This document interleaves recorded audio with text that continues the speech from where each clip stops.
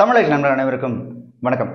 பிரபாஸ் அவர்களோட நடிப்பில் கல்கி இந்த திரைப்படம் ரிலீஸ் ஆயிருந்து அந்த திரைப்படத்தில் பார்த்தீங்கன்னா இந்தியாவில் இருக்க முக்கியமான பல ஆர்டிஸ்ட் அந்த திரைப்படத்தில் நடிச்சிருந்தாங்க. கமல் சார், அமிதாப் பச்சன், பிரபாஸ் அப்படின்னு நிறைய முக்கியமான நடிகர்கள் இருந்தாலும் அவங்களுக்கு இணையாக அந்த திரைப்படத்தில் ப்ரொமோஷன் செய்யப்பட்ட இன்னொரு விஷயம் எது அப்படின்னு பார்த்தீங்கன்னா அந்த திரைப்படத்தில் இடம்பெற்ற அந்த கார்.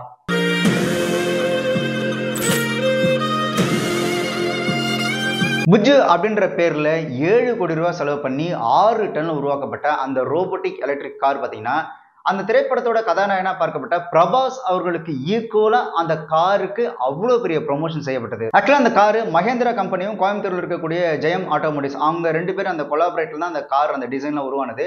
ஸோ அந்த காருக்கு நான் ஏற்கனவே சொன்ன மாதிரி 7 கோடி ரூபா செலவு பண்ணி அந்த காரை உருவாக்குனாலும் ஒரே ஒரு கியாமியா வாய்ஸை வச்சு அந்த மொத்த ப்ராஜெக்டையும் க்ளோஸ் பண்ணிட்டாங்க. அதாவது அந்த காருக்கு கீர்த்தி சுரேஷ் அவர்களோட வாய்ஸை கொடுத்து அந்த ஃபர்னிச்சர் இருக்குல்ல அதை வந்து சல்லியா நொறுக்கின கதையாக தான் அந்த காரோட அந்த 7 கோடி ரூபாவும் அந்த 6 டன் இடையில அந்த காரோட அந்த வேல்யூவை மொத்தமா காலி பண்ணாங்க. பல யுத்தங்களை பார்த்த சோல்ஜர், ஒரு ஃபைட்ல கூட தோக்காத record holder, the undefeated, the one and only Bairavaa.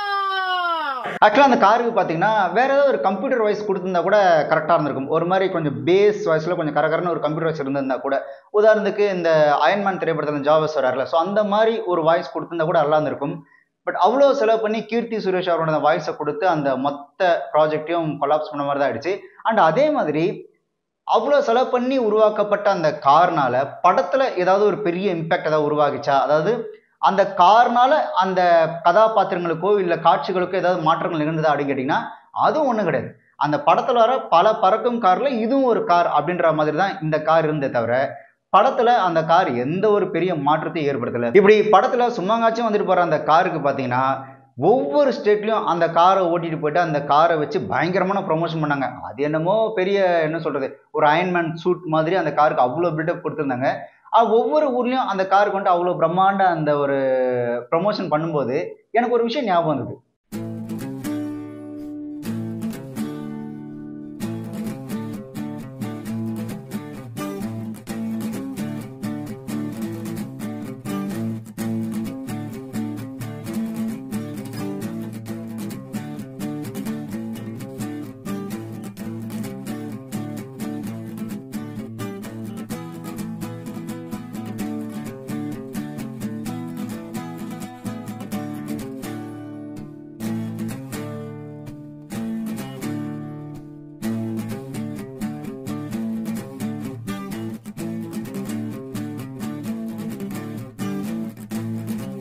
அந்த காரை ஒவ்வொரு ஸ்டேட்லையும் ஒவ்வொரு ஊர்லேயும் தெருவா கொண்டு போகும்போது எனக்கு ஞாபகம் வந்ததுன்னா இதை நம்ம சின்ன வயசுல இதே மாதிரி ஒரு ஃபீல் அனுபவிச்சிருக்குமே அப்படின்னு நினைக்கும் போது டக்குன்னு ஞாபகம் வந்ததுதான் சுந்தரா டிராவல்ஸ் பஸ்.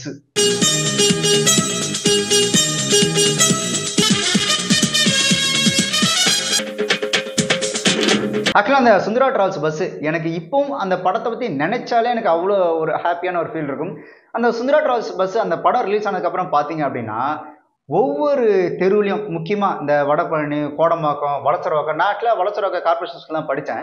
அப்போ வந்து அந்த பஸ் வந்து போகும்போது நாங்கள் ஸ்கூல்லேருந்து திடீர்னு ஓடி வந்து எட்டி பார்ப்போம். எட்டி பார்க்கும்போது எங்கள் மிஸ்லாம் செம்மடி அடிப்பாங்க. ஏன்னா எங்கள் மிஸ்ஸுக்கெல்லாம் பார்த்தீங்கன்னா அது ஒரு பெரிய விஷயம் கிடையாது. பட் எங்களுக்கு அந்த சுந்தரா டிராவல்ஸ் பஸ் அப்படின்றது அவ்வளோ பெரிய விஷயம்.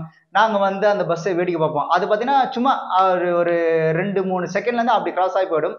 அதுக்காக நாங்கள் வந்து அந்த பஸ்ஸை அவ்வளோ வேடிக்கை பார்த்து அவ்வளோ ரசிச்சிருக்கோம் அந்த சுந்தரா டிராவல்ஸ் பஸ்ஸை. ஆக்சுவலாக எதுக்கு இதை சொல்கிறேன் அப்படின்னா இந்த புஜ்ஜு அப்படின்ற காரு கல்கி திரைப்படத்தில் பார்த்தீங்கன்னா கிட்டத்தட்ட ஒரு 7 கோடி ரூபா செலவு பண்ணி தான் அந்த காரை உருவாக்கி இருக்கிறாங்க. இந்த சுந்தரா டிராவல்ஸ் பஸ் இருக்குல்ல அது பார்த்தீங்கன்னா ஒரு 2 கோடி ரூபா பட்ஜெட் கூட கிடையாது. சரி, பட்ஜெட் அப்படின்றது கூட ஒவ்வொரு காலநிலைக்கும் மாறும், அதை கூட பெருசாக எடுத்துக்கல அப்படின்னாலும் அந்த பஸ் அப்படின்றது பார்த்தீங்கன்னா அந்த படத்தில் எப்படி முரளி சார் ஒரு கேரக்டரோ, வடிவேல் சார் ஒரு கேரக்டரோ, கதாநாயகி ஒரு கேரக்டரோ, அதே மாதிரி அந்த பஸ்ஸும் அந்த பஸ்ஸில் இருந்த எலியும் ஒரு கேரக்டராக தான் அப்படின்ற பஸ்ஸு தான் கதைப்படி அவங்களோட வாழ்க்கையில் பல மாற்றங்கள் உருவாக்கும். அந்த பஸ்ஸை வச்சு தான் அவங்களோட மொத்த வாழ்க்கையுமே ரன் ஆகும். ஒரு கதையில ஒரு மாற்றங்களை உருவாக்கக்கூடிய அந்த கதாபாத்திரங்கள் அப்படின்றது ஒரு கேரக்டர், ஒரு ஆளாக தான் இருக்கணும் அப்படின்ற அவசியம் கிடையாது. அது இந்த மாதிரி பொருளாகவும் இருக்கலாம். உதாரணத்துக்கு இந்த சுந்தரா டிராவல்ஸ் பஸ் மாதிரி அந்த படத்தில் பார்த்தீங்கன்னா அந்த பஸ் வந்துட்டு முரளி சாருக்கு அப்பாவாகவும் வடிவேல் அவர்களுக்கு மாமாவும் தான் இருக்கும். ஒரு சீன்ல வடிவேல் வந்துட்டு முரளி அவர்களை திட்டும்போது பார்த்தீங்கன்னா அந்த பஸ் வந்துட்டு அவர் அடிக்கும் பட்டார்னு. இப்போ வடிவேல் டக்குன்னு என்ன பண்ணாரோ கோவப்பட்டு இப்போ நான் என்ன சொல்லிட்டு உன் பையனா அப்படின்னு சொல்லி அந்த அவங்க அப்பா அதான் அதே மாதிரி படத்தோட ஆரம்பத்திலே பார்த்தீங்கன்னா ஆசீர்வாதத்தை அள்ளி தெளிங்க மாமா அப்படின்னு சொல்லி அவர் வேண்டும்போது பார்த்தீங்கன்னா ஆசீர்வாதம் ஒரு மாதிரி கிடைக்கும், அதே மாதிரி அடியும் கிடைக்கும். அப்போ வடிவேலும் சொல்லு, என்ன மாமா ஆசீர்வாதமும் பண்றீங்க அடியும் குடிக்கிறீங்க, சரி அப்படின்னு. சரி, எங்க இருந்தாலும் ஆசீர்வாதத்தை அள்ளி தெளிங்க. காக்கா மூலியமா ஆசீர்வாதம் பண்றீங்க, சந்தோஷம். என்ன மாமா அதையும் கொடுக்குறீங்க உதையும் கொடுக்குறீங்க. அதே மாதிரி வடிவேல் சாருக்கும் முரளி சாருக்கும் ஒரு சண்டை வரும்போது வடிவேல் சார் என்ன பண்ணுவாருன்னா கல்லெடுத்து அடிப்பாரு, அதுல பஸ்ஸோட அந்த லைட் உடஞ்சிரும். அப்போ வடிவேல் சார் சொல்லுவாரு, ஏய் மொப்பனுக்கு இருந்த இன்னொரு கண்ணு போச்சுடா அப்படின்னு. ஸோ இதுதான், அது ஒரு பொருளாக இருந்தாலும் அதை கதைப்படி எப்படி ஒரு கதாபாத்திரமா மாத்துறது அப்படின்றது இந்த சுந்தரா டிராவல்ஸ் படம்ன்றது ஒரு மிகச்சிறந்த ஒரு உதாரணம். அதே மாதிரி அந்த பஸ்ஸில் பார்த்தீங்கன்னா அந்த டேங்க் ஒன்று ஷவர் மாதிரி ஒன்று வச்சிருப்பாங்க. அந்த பஸ்ஸில் பார்த்தீங்கன்னா டிவி மிக்சி எல்லாமே இருக்கும். அந்த கதாநாயகம் அந்த பஸ்ஸுக்குள்ள வந்ததுக்கு அப்புறம் தான் அந்த பஸ்ஸின் மூலியமா தான் அந்த கதையில வந்துட்டு மாற்றங்களே ஏற்படும். இதெல்லாம் ஒரு பக்கம் இருந்தாலும் இந்த பஸ்ஸை தாண்டி படத்துல வரக்கூடிய பல காட்சிகள் இன்னைக்கும் வந்துட்டு ரசிக்கலாம். இதை ஏன் சொல்றேன்னா, இப்ப எடுக்கக்கூடிய காமெடி திரைப்படங்களை பார்த்தீங்கன்னா ஒருத்தர் வந்துட்டு அந்த உருவத்தை கேலி பண்றது, ஒருத்தர் வந்துட்டு டேமேஜ் பண்ற மாதிரி அந்த காமெடிகள் இருக்குல்ல, அதெல்லாம் அந்த படத்துல பெருசா இருக்காது. அந்த படத்துல பாத்தீங்கன்னா எல்லாரும் பண்ற அந்த காமெடி அப்படின்றது அல்டிமேட்டா இருக்கும். இப்பெல்லாம் அந்த மாதிரி படம் வர்றது ஒரு பெரிய அதிசயமா தான் இருக்கு. அது முக்கியமா பாத்தீங்கன்னா அந்த படத்தோட ஓப்பனிங்ல மதன் பாபு வந்துட்டு காசு கேட்டு வர்றாரு. அப்போ முரளி சார் வந்துட்டு உங்களுக்காக தான் 10,000 ரூபா அப்படின்னு சொல்லி இருக்கும்போது பாத்தீங்கன்னா வடிவேல் சார் ரியாக்ஷன் கொடுப்பாரு. மதன் பாபு பார்த்து நாக்கு கடிச்சு ஒரு மாதிரி ரியாக்ஷன் கொடுப்பாரு. அதெல்லாம் செம்மையா இருக்கும். எது நாயாரா? இந்த பஸ்ஸோட ஓனர் அவரோட ஃப்ரெண்டுங்க கோபி. ரெண்டு பேரும் சண்டை ஏற்படுத்தி விடுற சும்மா இருப்பா. 10,000 ரூபாய் சரி பரவாயில்ல கூட அவசரப்படுறீங்க. அவன் மூஞ்சில அடிச்ச மாதிரி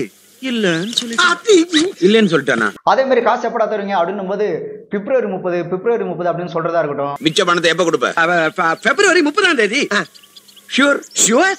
பிப்ரவரி 30 தருமா சார்? பிப்ரவரி 30 மறந்துடக்கூடாது. பிப்ரவரி 30. அதுக்கப்புறம் அந்த கல்யாண வீட்டுக்கு கூட ஒரு மாப்பிள்ளை ரெடி பண்ணுவாங்க பாருங்க, அதுவா இருக்கட்டும். அதெல்லாம் தாண்டி வினிச்சக்கரவர்த்தி சார் வந்துட்டு இன்ஸ்பெக்டர் அந்த போலீஸ் ரோல்ல இருப்பாரு. அவரு வீட்டுக்குள்ள இவங்க 2 பேர் பண்ற அந்த லூட்டி இருக்குல்ல, ஐயோ அதெல்லாம் பயங்கரமான காமெடி. அதுலயும் வடிவேல் சார் தலையில அந்த ஒரு லைட்டை வச்சுட்டு கையில பூச்செண்டு வச்சுட்டு சில மாதிரி நிற்பாரு. அதெல்லாம் நாங்க சின்ன வயசுல ஸ்கூல் படிக்கும் போது அதெல்லாம் நாங்களே சும்மா இந்த டிராமா மாதிரி பண்ணி பார்த்து செம்மையா இருக்கும் அந்த காமெடி. இதெல்லாம் தாண்டி கிளைமேக்ஸ் மொத்த போர்ஷனுமே பார்த்தீங்கன்னா பயங்கர அல்டிமேட் காமெடியாக தான் இருக்கும். அதில் ரொம்ப அல்டிமேட் என்னன்னா, அந்த மினிஸ்டர் வீட்டில் வந்துட்டு இவங்க அந்த கல்யாணம் நடக்கும்போது போவா இல்லையா, அந்த இதில் பார்த்தீங்கன்னா பாண்டு வந்துட்டு வடிவேல் அவரை பார்த்துட்டு கேட்பாரு, உன்னை நான் எங்கேயோ பார்த்துருக்கேனே அப்படின்னும் போது வடிவேல் சார் அந்த ஸ்பாட்ல ஒரு ரியாக்ஷன் கொடுத்து எங்கா சார் பார்த்தீங்க அப்படின்னு வெறித்தனமா இருக்கும் அந்த சீன்லாம். மினிஸ்டர் வீட்டுக்கு பர்னிச்சர் கொண்டு போறான். இந்த முகத்தை நான் எங்கேயோ பார்த்திருக்கேனே. எங்க சார் பார்த்திருக்கீங்க? அதே மாதிரி வீட்டுக்குள்ள போனதுக்கு அப்புறம் அந்த கண்ணாடியை உடைக்கிறது, அதெல்லாம் தாண்டி யோசிச்சு பார்த்தோன்னா 2002 இந்த படம் ரிலீஸ் ஆகும்போது எந்த ஒரு சந்தோஷத்தை கொடுத்ததோ இப்பவும் அதே சந்தோஷத்தை ஒரு படம் கொடுக்குது அப்படின்றதுலாம் அது ரொம்ப பெரிய விஷயம். ஒரு சில திரைப்படங்கள் பார்த்தோன்னா அப்போ நம்ம பெருசாக கொண்டாடிக்க மாட்டோம். உதாரணத்துக்கு கமல் சாரோட திரைப்படங்கள், நிறைய திரைப்படங்கள் அப்போ நம்ம கொண்டாடிக்க மாட்டோம். இப்போ வந்துடுச்சா என்னமா இருக்கலாம் அந்த படம் அப்படின்னு. பட் இந்த படம் அப்படி கிடையாது. அப்போ எப்படி சந்தோஷத்தோட ரசிச்சோமோ அதே சந்தோஷத்தை இப்பவும் இந்த படம் கொடுக்குது. இதுதான் ஒரு படத்தோட வெற்றின்றது. ஆக்சுவலாக அந்த படத்தோட கதாநாயகி ஒரு இன்டர்வியூ கொடுக்கும்போது அந்த படத்தில் வந்து ஒரு அழகான ஒரு சாங் ஒன்று இருந்தது, அடடா ஊர்குளத்தில் அப்படின்ற பாட்டு. பட் ப்ரொடியூசர் வந்து அந்த பாட்டை எடுக்க வேணாம், அது தேவையில்லை அப்படின்னு ஒரு மாதிரி கஞ்சத்தனமாக அந்த பாட்டை அவாய்ட் பண்ணிட்டாரு அப்படின்னு சொல்லியிருந்தாங்க. அந்த பாட்டை அவர் எடுக்கல அப்படின்னாலும் அந்த பாட்டை இப்போ கேட்டாலும் அவ்வளோ சூப்பராக இருக்கும். அதுக்கப்புறம் நீ இந்த சந்தனம் பூசிய செண்பகமே அந்த பாட்டு, அதே மாதிரி இந்த கண்ணு கண்ணும் பார்த்துக்கிட்ட அந்த பாட்டு, அதெல்லாம் அப்போ வந்துட்டு நல்லா பயங்கர ஃபேமஸ்.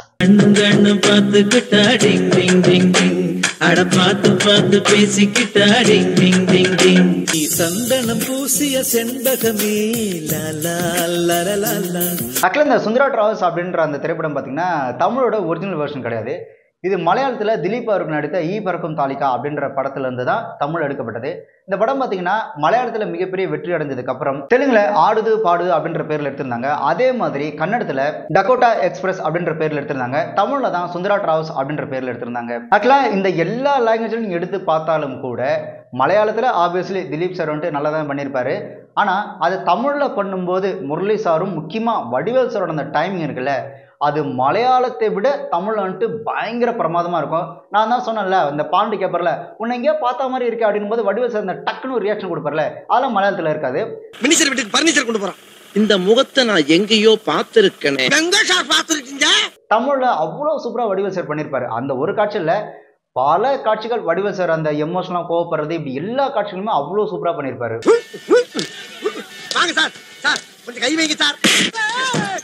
கை கை வைக்க சொன்னல. போலீஸ்னா அவனுக்கு பயம் சார். எனக்கு சின்ன பிள்ளையில இருந்து பயம். தயவு செஞ்சு என்ன மன்னிச்சிருங்க சார். Please sir. நான் மன்னிப்பு கேக்குறேன். வெட்டகா சார். இந்த படம் 2001ல மலையாளத்துல ரிலீஸ் ஆயிருந்தாலும் கூட 2002 ஒரே வருஷத்துல பாத்தீங்கன்னா 3 லாங்குவேஜ்ல இந்த படத்தை வந்து ரீமேக் பண்ணியிருந்தாங்க. பட் இந்த சுந்தர டிராவல்ஸ் அந்த பஸ் சாங் இருக்குல்ல, அது மலையாளத்தோட அந்த ஒரிஜினல் வெர்ஷன்ல தான் அப்படியே தமிழுக்கும் பயன்படுத்தியிருந்தாங்க. பர்ஃபெக்டா இருந்தது அந்த சாங். இந்த படத்தை நம்ம மலையாளத்துல பார்த்தோம் அப்படின்னு பாத்தீங்கன்னா, மலையாளத்துல அந்த மினிஸ்டர் ஃபேமிலியை ஒரு தமிழ் ஃபேமிலியா தான் காமிச்சிருப்பாங்க. எனக்கு அந்த படத்தை இப்பவும் பார்க்கும்போது நான் ரொம்ப யோசிக்கிற ஒரு விஷயம் என்ன அப்படின்னு பாத்தீங்கன்னா, அந்த படத்துல அந்த வடிவேல் சார், முரளி சார் எல்லாரும் அந்த கொடுக்கக்கூடிய அந்த பர்ஃபெக்ட் டைமிங் ரிஹர்சல் பண்ணும்போது எப்படி தான் பண்ணியிருப்பாங்க. அப்படி இல்லைன்னா வடிவேல் சாரே ஏதோ ஒரு கவுண்டர் இருந்து ஃப்ளோவில் அடித்தாலோ இவங்க எப்படி அந்த சிரிப்பெல்லாம் அடிக்கடி ரியாக்ஷன் பண்ணியிருப்பாங்க, ரியாக்ஷன் கொடுத்துருப்பாங்கன்றது இப்போ ஆச்சரியம் தான். அந்த படம் முழுக்க நீங்கள் வடிவேல் சாரோட ரியாக்ஷன் பார்த்தீங்கன்னா, என்ன அழகுன்னு சொல்லி காரியத்தை கரெக்ட் பண்ணிக்கலாம்னு பாக்குறியா? அழகா வண்டியில ஏறு. இவன் தான் அழகனா? ஆமா சார். ஐயோ இது மெயின் ரோட். ஏன் மெயின் ரோட்ல எலி அடிச்சு கொள்ளக்கூடாது சத்தமா? ஜாம். எது வண்டி இந்த ஜாம் தின்றுச்சா? அந்த 2002 காலகட்டத்தில் பார்த்தீங்க அப்படின்னா தமிழில் பார்த்தீங்கன்னா டிஃப்ரெண்ட் படம் வரும். இப்போ ஒரு படம் எடுக்கிறாங்களே, இந்த வந்துட்டு இந்த டார்க்காக எடுக்கிறது, இந்த கேங்ஸ்டர் படம் எடுக்கிறது, இப்போல்லாம் பார்த்தீங்கன்னா கிட்டத்தட்ட ஒரே மாதிரி வருது. அப்போல்லாம் அப்படி கிடையாது. ஒரு பக்கம் ஆக்ஷன் படம் வரும், ஒரு பக்கம் சென்டிமெண்ட் படம் வரும், இன்னொரு பக்கம் காமெடி வரும், இன்னொரு பக்கம் லவ் சப்ஜெக்ட். ஸோ அந்த மாதிரி டிஃப்ரெண்ட்டாக வந்து அந்த காலகட்டத்தில் மக்களை ரொம்பவும் சந்தோஷப்படுத்தின ஒரு திரைப்படமாக இந்த சுந்தரா டிராவல்ஸாக இருந்து, இந்த மாதிரி ஒரு படம் மறுபடியும் எப்போ வரும்ன்றது சுத்தமாக தெரியல. ஆக்சுவலாக நான் எதுக்கு சொல்ல வந்தேன் அப்படின்னா, 7 கோடி ரூபா செலவு பண்ணி ஒரு காரை உருவாக்கி ஃப்ரெண்ட்ஸ் படத்தில் உடைச்ச ஃபர்னிச்சர் மாதிரி அந்த காரோட அந்த வேல்யூவை ஒரே ஒரு வாய்ஸ் கொடுத்து உடச்சி வச்சிருக்கிறாங்க. அந்த கார்னால அந்த படத்தில் எந்த ஒரு இம்பாக்டும் கிடையாது, எந்த ஒரு வேல்யூவும் கிடையாது. பட் ஒரே ஒரு ஓட்ட பஸ்ஸை வச்சு ஒரு படம் முழுக்க எப்படிலாம் கொண்டு போகலாம் அப்படின்றதுக்கு, இந்த ஒரு கதாபாத்திரமாக எப்படி ஒரு பொருளை உலா ஓடலாம் அப்படின்றதுக்கு இந்த மாதிரி அந்த பழைய திரைப்படங்கள் அந்த சுந்தரா டிராவல்ஸில் ஒரு மிகச்சிறந்த உதாரணமாக இருக்குன்றத சொல்றதுக்காக தான் இதை நான் சொல்லவே வந்தேன். ஏன்னா அந்த புஜ்ஜிக்காரை ஒவ்வொரு ஸ்டேட்லையும் ஒவ்வொரு ஏரியாலையும் ஊர்வலமாக கூட்டு போகும்போது போங்கடா எங்கள் சுந்தரா டிராவல்ஸ் பஸ் மாதிரி வருமா அப்படின்ற ஒரு ஃபீல் உண்மையாகவே எனக்கு இருந்தது. ஆக்சுவலாக கல்கி அப்படின்றது ஒரு ஃபியூச்சர் ஆக்ஷன் ஃபிலிம். இந்த சுந்தரா டிராவல்ஸ் படம் வந்து ஒரு காமெடி ஃபிலிமாக இருந்தாலும் கூட, பட் ஒரு செலவு அப்படின்றது ஒரு படத்துக்கு ஒரு 7 கோடி ரூபா செலவு பண்ணுறோம் அப்படின்னா அந்த செலவுக்கான அந்த வேல்யூன்றது அந்த படத்தில் அந்த பேப்பரில் அந்த ஸ்க்ரீன் பிளேல இருக்கணும். இந்த சுந்தரா டிராவல்ஸில் பார்த்தீங்கன்னா ஒரே ஒரு ஓட்ட பஸ் தான். ஓட்ட பஸ்ஸை வச்சு தான் மொத்த கதையுமே நகரும் அப்படின்னும் போது இதுக்கு வந்துட்டு இவ்வளோ பில்டப் கொடுத்தாங்களே, அந்த புஜ்ஜுன்ற காருக்கு வந்துட்டு அவ்வளோ பில்டப் கொடுக்குறாங்கன்னா அந்த பில்டப்கான வேல்யூன்றது படத்தில் இருக்கணும். ஸோ அதை தான் நான் சொல்ல வரேன். ஆக்சுவலாக அந்த கல்கி திரைப்படத்தில் அந்த புஜ்ஜி காரை வந்துட்டு ஸ்க்ரீனில் அந்த கதையோடு பார்க்கும்போது, இந்த தூள் படத்தில் வந்துட்டு பறவை முனியமோ எட்டி வதிப்பாங்களே, இதை தான் நைட்டு ஃபுல்லாக ஒட்டினீங்களா அப்படின்னு சொல்லி எட்டி வச்சுப்பாங்களே, கிட்டத்தட்ட அந்த மாதிரி தான் கீர்த்தி அவரோட வாய்ஸில் கேட்கும்போது இந்த காருக்கு தான் இவ்வளோ பில்டப் கொடுத்தீங்களா அப்படின்ற மாதிரி ஆயிடுச்சு. ஸோ எப்போலாம் உங்களுக்கு வந்துட்டு ஸ்ட்ரெஸ்ஸாக இருக்கோ அப்போலாம் நீங்கள் இந்த சுந்தரா டிராவல்ஸ் படம் பார்த்தீங்கன்னா அது கண்டிப்பாக பயங்கரமான ஒரு ஸ்ட்ரெஸ் ரிலீஃப் படமாக தான் அந்த சுந்தரா டிராவல்ஸ் இருக்கும். எனக்கு அந்த படத்தில் ரொம்ப பிடிச்ச காட்சிகள் எது அப்படின்னு பார்த்தீங்கன்னா, மொத்த படமே பிடிச்சாலும் கூட வடிவேல் சொல்கிற அந்த ரியாக்ஷன் தான். நான் ஏற்கனவே சொன்னேன், அந்த பாண்டு கிட்ட சொல்லும்போது எங்கே சார் பார்த்தீங்க அது, அதுக்கப்புறம் வந்துட்டு உள்ள பாட்டு பாடல அப்படின்னு ஒரு பாட்டு பாடுவார் அது, அதுக்கப்புறம் பார்த்தீங்கன்னா அந்த மதன் பாபு வந்துட்டு நாக்கு தூர்த்தி மிரட்டுவார் அது, அதுக்கப்புறம் இந்த டிராஃபிக்கில் வந்துட்டு இது பஸ்ஸுக்குள்ளே இருந்த அந்த ஜாமிய தின்றுச்சாடுனது, இப்படி வடிவேல் சார் எல்லா காட்சியுமே எனக்கு ரொம்ப பிடிக்கும். ஸோ உங்களுக்கு இந்த படத்தில் பிடிச்ச காட்சி எதுன்றத கமெண்ட் பண்ணுங்க. உங்களுக்கு ஒதுக்குன நேரம் முடிஞ்சு போச்சு. நான் இன்னும் நிறைய பேச வேண்டியது இருக்கு. என்னோட இந்த பேட்டியை மெகா சீரியல்ல டெலிகாஸ்ட் பண்ணுங்க.